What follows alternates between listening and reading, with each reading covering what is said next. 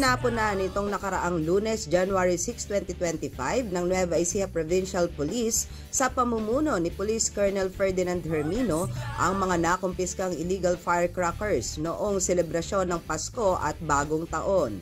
Base sa report ng kapulisan, nasamsam ang mga ito sa iba't ibang operations na kanilang isinagawa, katuwang ang Nepo Command Group and Staff at Nueva Ecija Provincial Fire Office. Naging mapayapa naman umano sa kabuuan ang nasabing pagdiriwang ng holiday season.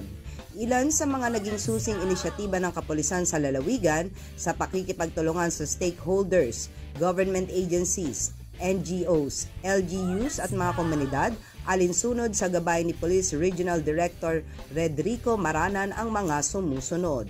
Sorpresang pagbisita sa mga establishmento at mga lugar kung saan nagbebenta ng mga paputok, pagpapaigting sa pagpapatrol at checkpoints, pag-surrender at pag-aresto sa mga may-ari ng hindi rehistradong armas o baril.